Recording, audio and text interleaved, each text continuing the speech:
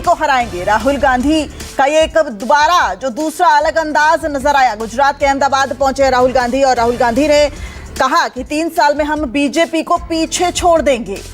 राहुल गांधी यहां पर मोरबी पुल हादसे और साथ ही साथ गेमिंग जोन में जो हादसा हुआ था उन पीड़ितों से भी मुलाकात करेंगे, लेकिन इससे पहले उन्होंने कार्यकर्ताओं को संबोधित किया और कहा कि मोहब्बत से हम बीजेपी को हराएंगे। मोदी का गुब्बारा फट गया है। साथ ही साथ आडवाणी के आंदोलन को अयोध्या में हराया, यह भी राहुल गांधी ने कहा। गुजरात में हम बीजेपी को सबक सिखाएंगे। और गुजरात से हमारे संवाददाता भूपेंद्र सिंह इस वक्त लाइव जुड़ गए हैं। सीधा भूपेंद्र, आपका रुख करूंगी। राहुल गांधी का ये दौरा किन मायनों में खास है, बताइए जरा।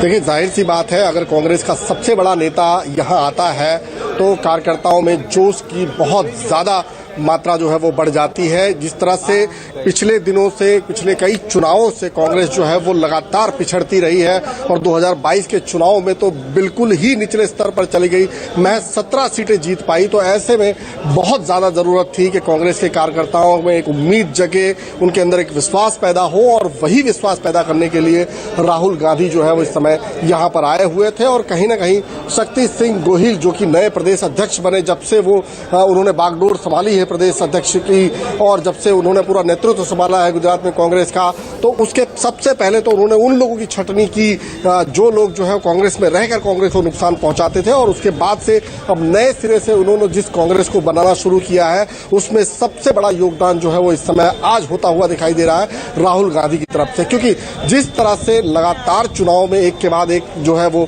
बैकफुट पर जा रही थी और लोकसभा चुनाव में एक सीट जीतकर जो क्लीन स्वीप करने का सपना था उसको तोड़कर, और जो अब जोश उनमें कांग्रेस कार्यकर्ताओं में आया है, अगर उस जोश को बरकरार रखना है तो राहुल गांधी की बहुत सख्त जरूरत थी यहां पर, और आज उसी जरूरत को वो पूरा करने के लिए पहुंचे थे।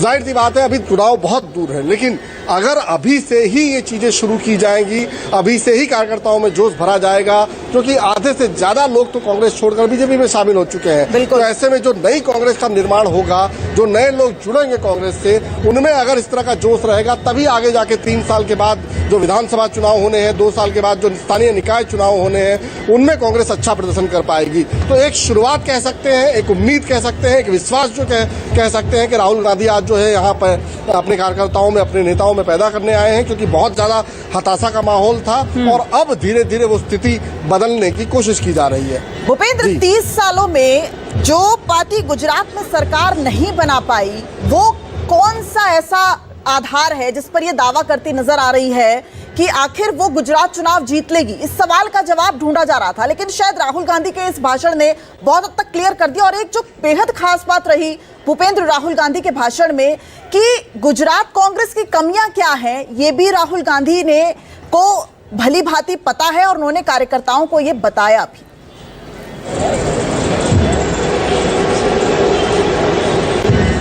बिल्कुल, राहुल गांधी ने साफ तौर पर कहा कि 50% लोग उनकी बात से सहमत हो रहे हैं आज की तारीख में, लेकिन 50% ऐसे हैं जो ये मानने को तैयार नहीं है कि गुजरात में बीजेपी को हराया जा सकता है। भूपेंद्र, आपके पास लौटूंगी, लेकिन एक बार फिर से अपने दर्शकों को बता देते हैं और सुनवा देते हैं कि आखिर राहुल गांधी ने क्या कुछ कहा। अंदर की बात बताता हूं। अब यहां आया हूं, परिवार से बात हो रही, तो अंदर की इनसाइड ट्रैक बता देता हूं। इनसाइड ट्रैक है, उसी एमपी ने बताया, राहुल जी यहां पे 3 बार सर्वे हुआ था। नरेंद्र मोदी जी वाराणसी से नहीं लड़ना चाहते थे, नरेंद्र मोदी जी अयोध्या से लड़ना चाहते थे। उनके सर्वेयर आए, 3 बार आए, नरेंद्र मोदी जी आए, और सर्वेयर ने उनको कह दिया, नरेंद्र मोदी जी अगर आप अयोध्या से लड़ेंगे, आप अयोध्या में हारेंगे। हमारे ऑफिस पे धमकाकर, ऑफिस को तोड़कर हमें चैलेंज दिया है। चैलेंज क्या है?